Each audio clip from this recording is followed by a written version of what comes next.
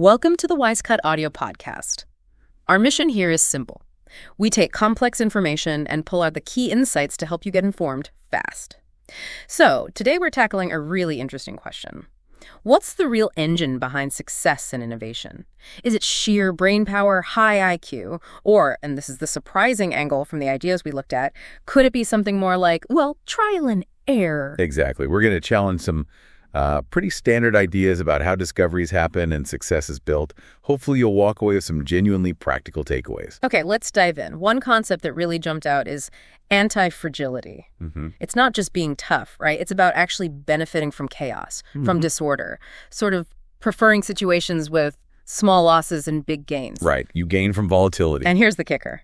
The claim is to consistently beat this trial and error approach just using intellect, you need an IQ of like 1,000 points. Which is, basically impossible. It really underscores the power we're talking about. Yeah.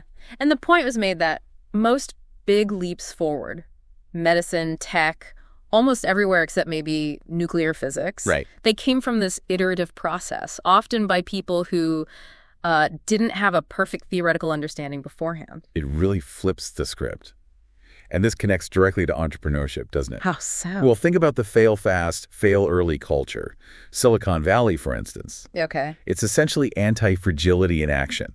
Lots of small bets, small failures by many, leading to massive collective success. There's this cool idea of the philosopher's stone. It's not just random guessing. It's trial with small error. Designed, for that small loss, big gain potential. Ah, I see. So it's structured randomness almost. Kind of. When you model it mathematically, it actually loves volatility, like an option, financially speaking. The upside is huge. The downside is capped. It's convex. That's fascinating. It reminds me of that character mentioned, Fat Tony. His wisdom was something like, don't assume something you don't understand is stupid. The unintelligible is not necessarily unintelligent. That's a great line, because it implies there's value in things we can't easily explain or predict. Exactly. And anti-fragility is basically harvesting the unintelligible, finding value there. Think Industrial Revolution, Silicon Valley again, medical breakthroughs happening at scale through this method. It also makes you question traditional education a bit, doesn't it?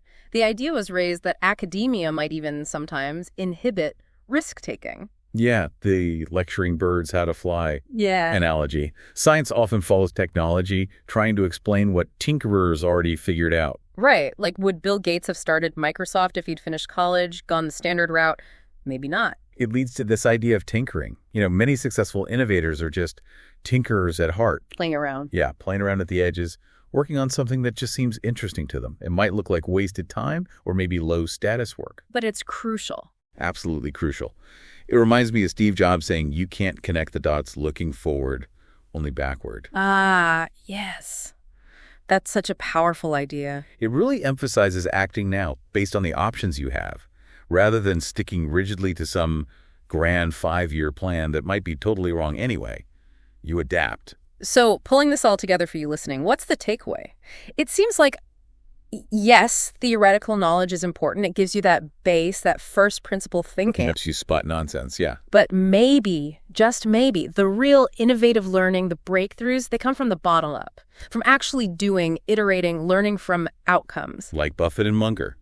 They read constantly, build that deep knowledge. Right, the theory. But then they act opportunistically. They learn from mistakes. They adapt.